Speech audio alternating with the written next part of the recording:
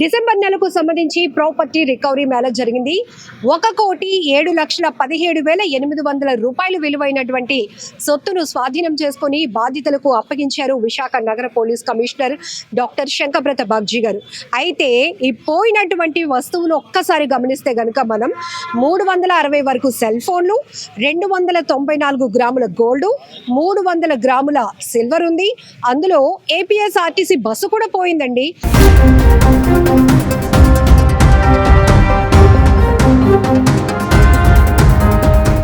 ఇంకా auto, 15 motor vehicles, అలానే కొన్ని యాక్సెసరీస్తో పాటు కొంత నగదు 1,07,000 వరకు నగదు కూడా మొత్తం డిసెంబర్ నెలలో పోయినటువంటి సొత్తు విలువ.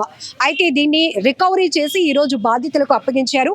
అయితే ఇంట్రెస్టింగ్ పాయింట్ ఏంటంటే ఎంవిపి పోలీస్ స్టేషన్ పరిధిలో జరిగిన 2 కేసులు చాలా ఇంట్రెస్టింగ్. ఒకటి ఏపీఎస్ఆర్టీసీ బస్సు పోవడం అయితే, ఇంకొకటి పక్కింటికి మీరు చాలా బాగా వంటలు చేస్తారు, మా ఇంటికి చుట్టాలు వచ్చారు, వచ్చి కొంచెం వంట చేసి హెల్ప్ చేయరా అంటూ ప్రేమగా పిలిచారు. ఆ ఇంటికి చుట్టాలుగా వచ్చిన వాళ్ళే ఈ వండడానికి వచ్చిన వారి ఇంట్లో దొంగతనానికి తెగబడ్డారు. అసలు ఎన్ని ట్విస్టులు ఉన్నాయంటే ఈ కేసులో.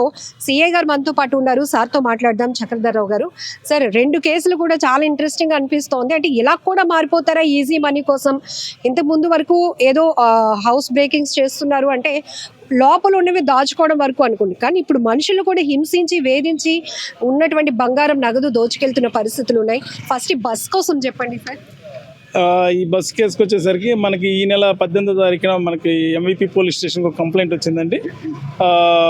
16వ తారీఖున వీళ్ళు బస్సుని ఆర్టీసీ కాంప్లెక్స్లో మద్దిలపాలెం ఆర్టీసీ డిపో దగ్గర పార్క్ చేస్తే అది మార్నింగ్ లేక్ చూసుకోవడానికి లేదనేసి కంప్లైంట్. ఇమీడియట్గా మనం టీమ్స్ ఫామ్ చేసి సీసీ ఫుటేజ్ వెరిఫై చేసాం.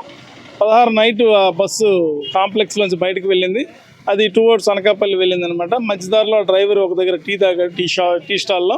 సో ఆ ఫుటేజ్ మనకు కొంచెం క్లారిటీగా వస్తే మనకి ఇన్సైడ్ హ్యాండ్ ఉంటుందేమో ఓనర్ గారికి ఆ ఫుటేజ్ చూపిస్తే ఆయన ఐడెంటిఫై చేశాడు.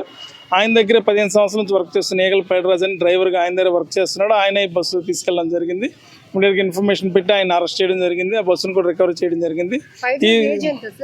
ఈ అరౌండ్ ఒక 45-50 ఉంటుంది ఏజ్.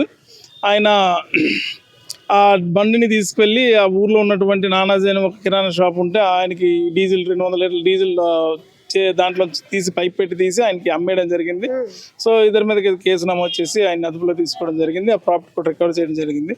మన ఎగ్జామినేషన్లో తెలిసింది ఏంటంటే ఈ ఈగల పైడరాజు లాస్ట్ ఇయర్ కూడా సేమ్ ఇతని దగ్గరే, ఈ ఓనర్ దగ్గరే ఇంకో బస్సుని కూడా మొదట తీసుకువెళ్ళి అలా విధంగా డీజిల్ అమ్మేసి ఒక టైర్ కూడా అమ్మేసి ఆ బస్సుని అబాండన్ చేశాడు. తాళ్ళపాలెం దగ్గర ఉన్న బైవరం అనే విలేజ్ దగ్గర అబాండన్ చేశాడు. అది కూడా ఒక కేసు ఆల్రెడీ రిజిస్టర్ ఉంది. సో మనం ఇప్పుడు ఈయన పట్టుకోవడం వల్ల 2 కేసులు కూడా డిటెక్ట్ అయ్యాయి.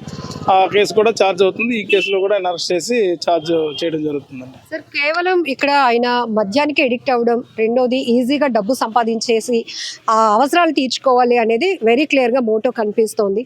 ఈ తరహా దొంగతనాలు ఈ మధ్య ఎక్కువగా జరుగుతున్నాయి. ఇందులో యూత్ కూడా చాలా వరకు ఉంటున్నారు. అవునండి, కొన్ని కేసుల్లో యాక్చువల్గా అయితే ఈ మైనర్స్ అరౌండ్ 20 years ఉన్న వాళ్ళే బాగా ఈ మద్యానికి చెడు వ్యసనాలకి బానిసైపోయి ఈజీ మనీ అంటే ఇంట్లో అడిగితే తల్లిదండ్రులు అన్నిసార్లు ఇవ్వరు కాబట్టి ఈజీ మనీకి అలవాటు పడిపోయి ఈ విధంగా నేరాలకి వాళ్ళు ఇన్వాల్వ్ అవుతున్నారు.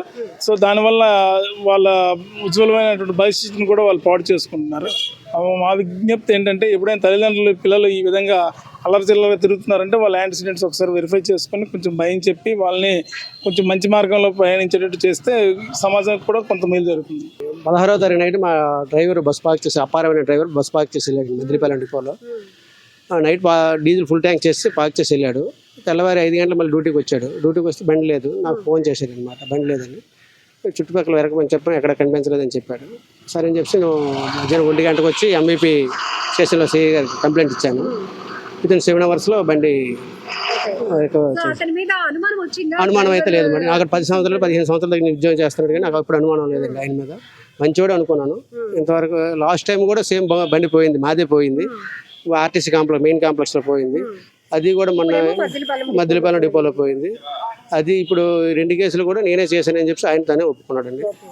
అంటే ఈ డ్రైవర్ జాబ్ అనేది చాలా బాధ్యతాయుతమైనది. అట్లాంటిది ఆయన డ్రింక్ కి అడిక్ట్ అవ్వడమే కాదు, ఈజీ మనీ కోసం ఏకంగా అతనికి ఒక ఉపాధి కల్పించిన బస్సుని ఎత్తుకుపోవడం అంటే చాలా షాకింగ్, చాలా బాధ అనిపిస్తుంది.